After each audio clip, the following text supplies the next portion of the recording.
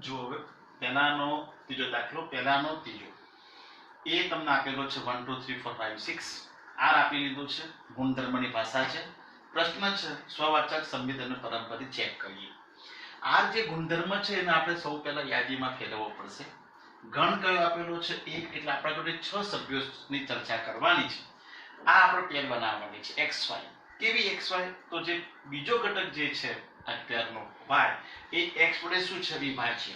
તો આપણે ધારો કે 1 ની વાત કરીએ, પહેલા 1 1 મૂકીએ, 1 1 તો 1 એ 1 વડે આ જે રે આ એના વડે વિભાજ્ય છે તો 1 1 આવશે. 1 2 લઈએ તો 2 એ 1 વડે વિભાજ્ય છે. અહીંયા જે છે જોવાનું 2 એ 1 વડે વિભાજ્ય છે, 3 એ 1 વડે વિભાજ્ય છે, 4 એ 1 વડે વિભાજ્ય છે, 5 એ 1 વડે વિભાજ્ય છે, 6 એ 1 વડે વિભાજ્ય છે. પાછળ વાળો રહે ને આ સરળ ચેક કરી લઈએ. જો y એ x વડે વિભાજ્ય છે એટલે પાછળવાળો y છે એ x વડે વિભાજ્ય છે. ચેક કરો તો 1 માંથી 1 1 1 2 બધા જ આવશે તો 1 6 સુધી આવી ગયા. હવે 2 ની વાત કરીએ તો 2 1 અને 1 2 આમાં છીએ આપણે. તો 2 1 મતલબ શું થાય? આ રકમ મુજબ 1 એ 2 વડે વિભાજ્ય છે તો 1 એ 2 વડે વિભાજ્ય નથી, મતલબ 2 1 નહીં આવે. 1 2 2 એ 2 વડે વિભાજ્ય છે, આ 2 એ 2 વડે વિભાજ્ય છે, માટે અહીંયા તમે જો 1 2 આવશે પણ 2 1 નહીં આવે.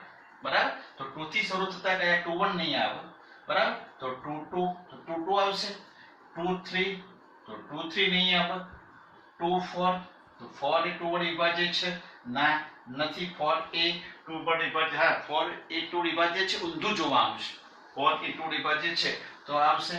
2 5 તો 5 એ વિભાજ્ય નથી, નહીં આવે. 2 6 આ આવશે. તો 2 માં કયા આયા? 2 2 2 4 ને 2 6, 2 2 2 4 ને 2 6. 3 માં જઈએ તો 3 1 3 2 3 3 3 4 3 5 અને 3 6 આટલા આપણે ચેક કરવાના. તો પહેલા 3 1 નો મતલબ શું થાય? આ રકમ મુજબ તો 1 એ 3 વડે વિભાજ્ય છે, ના નથી તો નહીં આવે. 2 એ 3 વડે વિભાજ્ય નથી, નહીં આવે. 3 3 આવશે. 4 3 અને 3 4 તો 4 એ 3 વડે વિભાજ્ય છે, ના નથી તો નહીં આવે. 3 5 નો મતલબ 5 એ 3 વડે વિભાજ્ય છે, ના નથી નહીં આવે. 3 6 નો મતલબ શું થાય? 6 એ 3 વડે વિભાજ્ય છે, આ છે તો આવશે. તો 3 3 અને 3 6 આવશે. તો 3 3 અને 3 6 આવી ગયા. બરાબર? તો એ રીતે 4 માટે જોઈએ તો 4 1 આવશે. તો 4 1 નો મતલબ શું થાય? 1 એ 4 વડે વિભાજ્ય છે, ના નથી નહીં આવે. 4 2 નહીં આવે. 4 3 નહીં આવે. 4 4 આવશે. તો 4 4 4 5 નહીં આવે. 4 6 નહીં આવે. 4 7 ના આવે. 4 8 આવે, પરંતુ અહીંયા 8 સુધી લેવાના નથી, 6 સુધી જ છે. એટલે 4 ની વાત પૂરી થઈ ગઈ. 5 માટે તમને ખબર પડી જાય 5 5 આવશે અને 6 6 આવશે. તો આટલા આપણને શું મળી ગયા? ઘટકો r ના મળ્યા. પરંતુ તમે વિચારજો અહીંયા કેટલા ઘટકો છે? એમાં 6 ઘટકો છે. તો એ ક્રોસ એમાં કેટલા થશે? 36 ઘટકો થશે.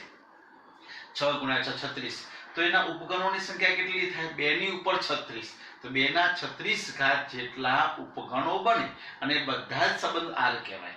એમાંથી મેં આ એક સંબંધ આપણને આવો આપ્યો કે બધા 2 ની 36 ઘાત વાળા સંબંધો બધા ચેક કરવાની જરૂર નથી. એમાંથી તમને જે આપ્યું છે એ આપણે જોયું. તો આ આપણે પસંદ કરીએ એમાંથી જોઈએ. તો હવે એના માટેની ચર્ચા આપણે કરવાની છે. તો હવે એની અંદર r જે મળી ગયો તે કઈ ભાષામાં શોધ્યો આપણે? તો આ શોધી કાઢ્યો યાદીમાં. હવે આ યાદીમાં જે આ મૂળ એકનો એક જ છે, પણ યાદીમાં જોવાનું.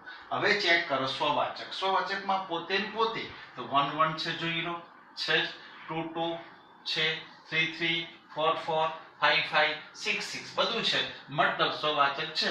તો લાંબુ ન લખો તો ટૂંકમાં લખી શકાય કે r એ સ્વવાચક છે, કારણ કે દરેક x belongs to a માટે જે x આપણે આ x બધા ઘટકો x સમજી લીધા. એમાંથી સ્વવાચક માટે તમને ચોખવટ કરું છું, સ્વવાચક માટે ગણમાંથી જ લેવાના ઘટકો. તો ગણ કયો હતો? a. તો એમાંથી આ 6 એ 6 ઘટકો ચેક કરો અને એની પેર અંદર આવી જાય છે r માં, તો એ સ્વવાચક છે. ચલો સંમિત માટે તો સંમિત નથી, કારણ કે તમે ઊંધી પેર લો. ચલો 1 1 માટે તો આવશે, 1 1 ની ઊંધી 1 1 આવશે.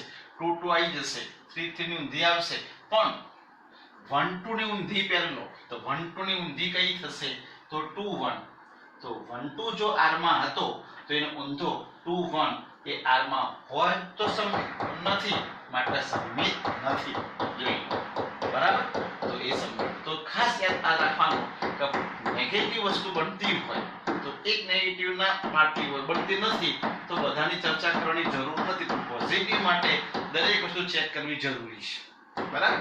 તો અહીંયા સમમિત નથી. હવે વાત આવી પરંપરિત. પરંપરિત માટે તો 3 જણ લેવાના x y z, આ બધા ઘટકો આપણે 3 લીધા, એમાં ધારો કે આપણે 1 2 3 લઈએ 6 સુધીમાં લેવાના આપણે, બરાબર. તો એમાં તમે જો બહુ લાંબુ થશે, બહુ મોટું ઘણા બધા ઘટકો બનશે, કારણ કે 1 1 લઈએ 1 1, તો બીજો કયો લેવો જોઈએ 1 2, તો આ બે આપણે લીધા, તો આ બે લઈશું 1 1 અને 1 2 માટે, તો 1 2 r માં છે તો 6 માટે પરંપરિત થાય છે. ચલો 1 1, હવે 1 3 લઈએ તો આ બે લઈએ તો જો અહીંયા લઈએ 1 1 અને બીજો કયો લીધો 1 2, તો 1 1 અને 1 2 બંને r માંથી લેતા તો આ 1 2 r માં છે માટે પરંપરિત છે. ચલો 1 3 લઈએ તો અહીંયા તો 1 1 r માં છે, 1 3 r માં છે, તો 1 3 પણ r માં થાય માટે પરંપરિત છે. ચલો 4 લઈએ તો એ થાય, 5 લઈએ તો એ થાય, 6 લો તો એ થાય, તો 1 ની વાત પતી ગઈ. ચલો અહીંયા આપણે બીજો બદલી હવે, ધારો કે 2 2 લઈએ 2 2, તો એ બીજો કયો લઈશું આપણે, તો એ 2 થી શરૂ થતો હોય એવો લેવાનો માંથી, તો 2 4 લઈ શકાય, તો 2 2 2 4, તો 2 4 થાય છે, તો 2 4 6. ચલો 2 2 અહીંયા 2 6 લઈએ તો 2 6 છે 6. એવી રીતે આ 2 ની વાત પતી ગઈ, પાછળ 2 ની વાત પૂરી. હવે 3 ની વાત લઈએ તો 1 3 લઈએ તો 1 3 ને 3 3 લઈએ તો 1 3 પણ r માં થાય, 1 3 3 6 હોય તો 1 6 પણ r માં છે. ચલો 3 ની વાત પતી ગઈ. 4 ની વાત 1 4 4 4, તો 1 4 r માં છે, 1 4 પતી ગયું. 1 5 5 5 મતલબ 1 5 r માં છે.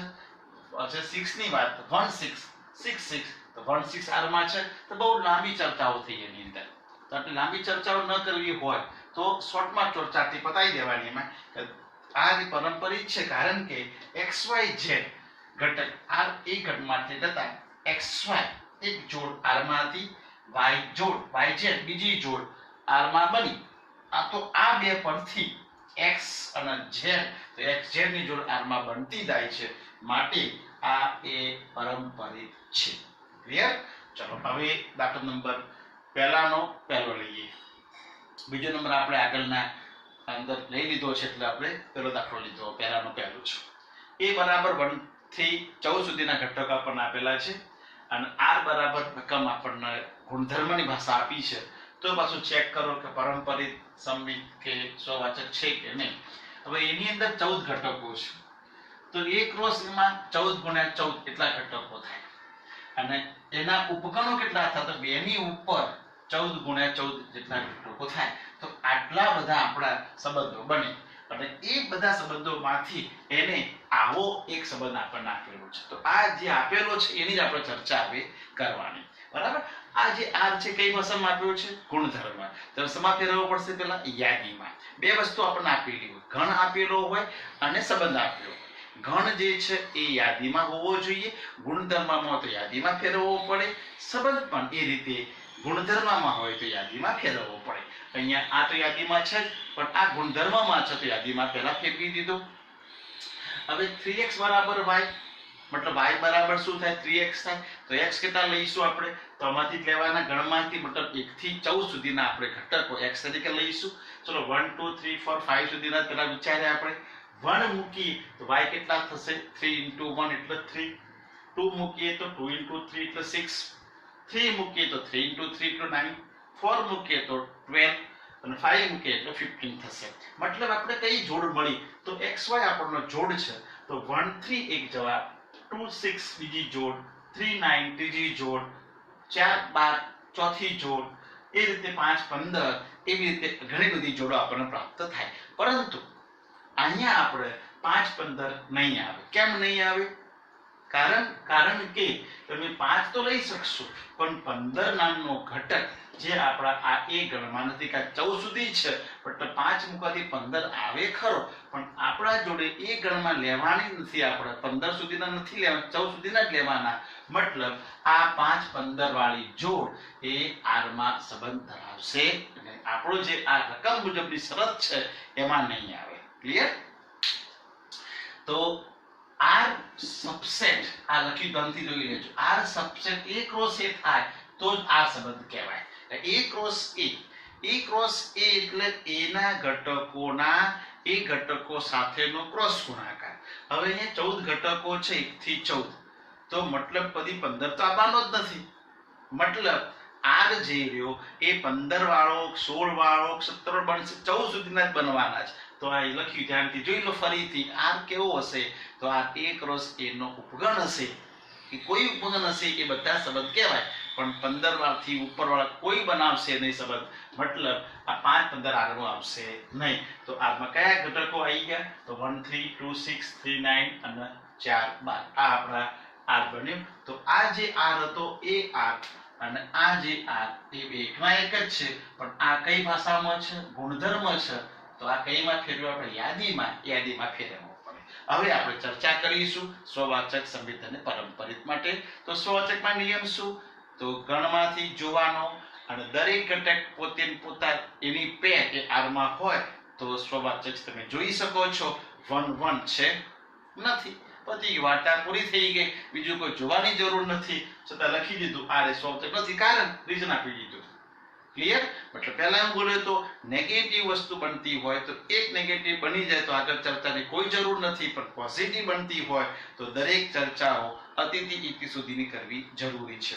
તો અહીંયા સ્વવાચક નથી સંમિત નથી કારણ કે તમે જો 1 3 લીધો તો 3 9 1 3 લીધો તો 3 વાળું જોડ લેવાનું તો આ છે તો 1 3 3 9 તો પછી 1 9 છે r માં તો નથી તો 1 3 r માં 3 1 3 1 નહીં 3 9 સંમિત માટે 1 થી તો ઊંધી જોવા રાઈટ તો 1 થી ની ઊંધી કઈ થાય તો 3 1 તો 1 3 r માં છે તેની ઊંધી 3 1 r માં નથી મતલબ આ સંમિત નથી ક્લિયર પણ પરંપરિત માટે બે જોડ લેવાની તો 1 3 અને આપણે 3 9 લીધી બરાબર તો 1 3 3 9 લઈ લો તો પછી 1 9 r માં હોવી જોઈએ તો 1 9 r માં છે નથી મતલબ પરંપરિત નથી પરંતુ જો આપણે આગળ દાખલાનો હાલ લીધો તો એમાં એવું હતું કે 1 3 r માં છે 3 સાથેનો આ ઘટક r માં નથી આપણે જાણતા જ નથી એ ઘટક r માં નથી